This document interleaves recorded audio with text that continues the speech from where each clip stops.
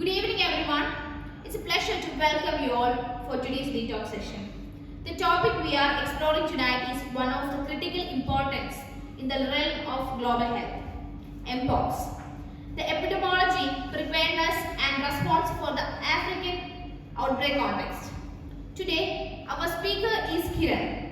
Kiran will provide valuable insights into the epidemiology of MPOX, its spread, and the unique challenges faced in the African context.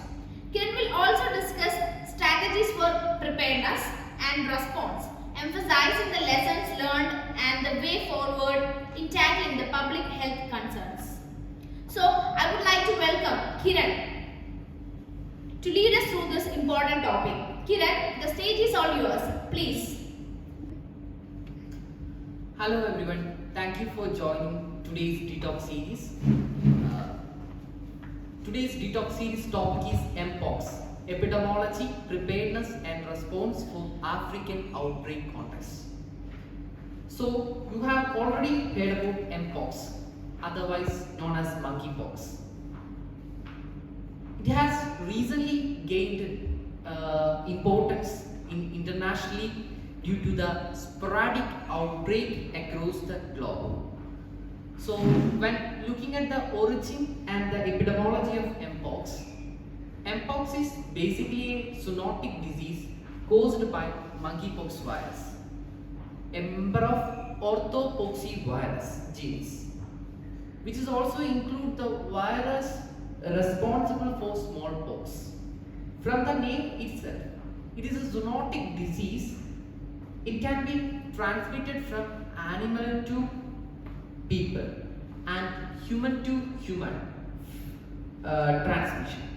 The virus is dangerous for both animals and humans, but don't think that monkeys are not the important source of MPOX virus. But it can be transmitted from human from a variety of animal species, including rock squirrels, tree squirrels, and Gambian poach rats, African dormouse. As far as the signs and symptoms concerned, monkeypox is characterized by fever and rash, swelling, lymph nodes, headache, and muscle ache. While analyzing the basic epidemiology and the prevention of MPOX, the first monkeypox case was identified in the Democratic Republic of Congo in 1970s. Since then, there have been an incident of monkeypox infection across West and Central Asia. In recent years, geographical range for monkeypox has also increased. When considering the virus, it has two genetic plates, or in simple language it is called variants. The first one is West African variant and second one is Congo Basin clade, or otherwise it is called Central African clade. The Congo Basin clade is more infectious, causing up to 7 chains of transmission from human to human. That means a person can transmit to others, starting a chain of transmission. There up to 7 chain of human to human transmission. It can pass to different people in a sequence. When considering the death rate, it is high as 11%. In recent time, this type of genetic plate has been more tremendously spread across the world. The West African clade is more limited in terms of human to human transmission. When considering the infection transmission, the transmission can happen to different ways. There are two types of transmission can happen in case of MPOX. First one is primary infection and second one is secondary infection. Considering the primary infection, The transmission happened to animal to human during the unprotected contact with the animals. The second type of infection or the secondary infection can happen through human to human transmission. It is the most contagious type of transmission. In case of MPOX, transmission of MPOX virus mainly through the bodily fluid, lesion materials and respiratory droplet of the infected animals. Like any other disease, MPOX have an incubation period. It ranges from 5 to 21 days. It is a time period or incubation period. It is a time period between initial exposure to the virus and the appearance of symptom to the patient. The patient initially showed no symptoms. After the incubation period, the patient entered into second stage, which extends to 1 to 4 days, or it is called febrile stage.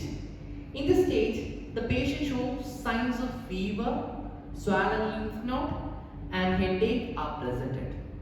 The rashes are appear for approximately 2 to 4 weeks gap.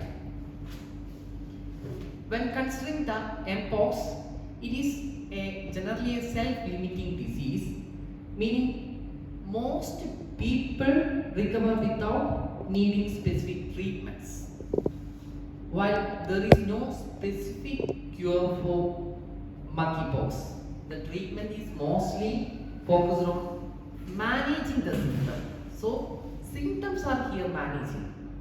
Vaccines are used for the treatment of smallpox, can be also used for in case of monkeypox also. When considering the African context, let us discuss why Africa is more susceptible to or vulnerable to these type of contagious disease. Basically, MPOX is a zoonotic disease. It means it can originate from animals.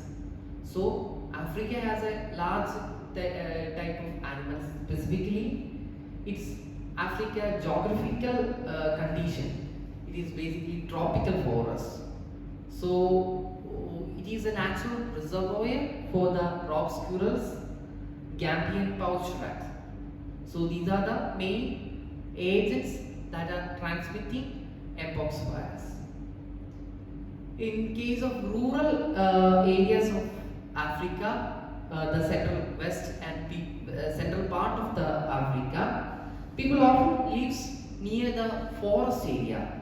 So they are relying animals for their food and livelihood. So increase in likelihood and exposure to these animals increase or susceptible the people of Africa to more MPOX like diseases. And the medical infrastructure also be the reason for these type of contagious diseases. So when considering these type of diseases, everyone or health community need to be aware about preventing and preparing for these type of diseases. That's all. Thank you for joining. Thank you. Thank you, Kiran, for that wonderful session. That was very comprehensive and thought-provoking presentation on MPOX. Your insights into its epidemiology as well as preparedness and response have provided us with a deeper understanding of managing outbreaks in a complex and dynamic context. As we continue the detox series, each session reminded us of the importance of knowledge and action in addressing global challenges. Wishing everyone a wonderful evening, and we look forward to seeing you all at the upcoming detox. Thank you everyone. Have a good night.